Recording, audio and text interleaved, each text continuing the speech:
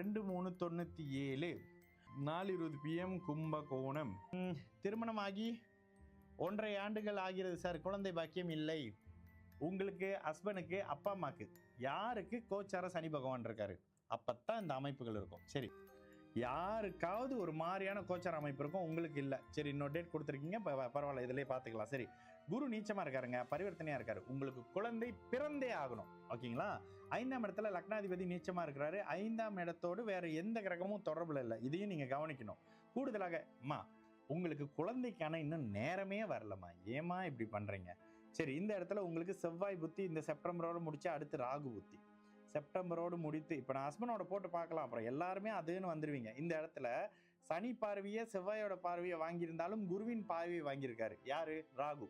இந்த இடத்துல ராகு புத்தியில தான் நீங்க நல்லதை எதிர்பார்க்க முடியும். சரி, சுக்கிர தசையில ராகு புத்தி இந்த செப்டம்பருக்கு பிறகுதாம்மா 2000 செப்டம்பர்ல இந்த வருஷம் 2025 செப்டம்பர்ல யாரோ வீட்டுல பாருங்க கோச்சார சனி பகவானோட அமைப்புகள்ல ப்ரீவியஸ்ல இருந்திருப்பாங்க. கடகமாகவோ கும்பமாகவோ ஒரு மாதிரியான தன்மை ப்ரீவியஸ்ல இருந்திருக்கும். இந்த தன்மையில தான் இந்த அமைப்புகள் இருக்கும்.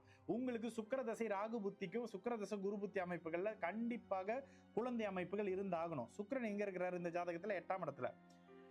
சுக்கிரன் 8ல் இருந்தாலே இன்னும் தாம்பத்தியத்துக்குள்ளேயே பெருசா போகலன்னு சொல்லிடலாமா? உண்மையிலேயே யோசிச்சு பாருங்க.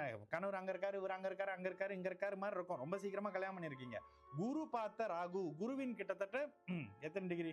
குருவின் 6 4 9 டிகிரி பார்வை வாங்கி முதல்ல பாபத்துவமாக சனி செவ்வாயோட தொடர்புல இருந்து அதற்கு பிறகு இதோடைய அமைப்புகள்ல உங்களுக்கு குழந்தை கண்டிப்பாக பிரெக்னென்ட் ஆகி சிசேரியன்ல குழந்தை பிறக்குமா, குழந்தை பிறந்த பிறகு பிறந்தாச்சு அப்படின்னு எங்களுக்கு ஒரு டெக்ஸ்ட் பண்ணுங்க. சரிங்களா? அம்மா, உங்க ஜாதகம் நல்ல ஜாதகம் தான், கொஞ்சம் சீக்கிரமா கல்யாணம் பண்ணிட்டீங்க. குரு நீச்சம், ஆனால் பரிவர்த்தனைனால குழந்தை பிறக்கும்.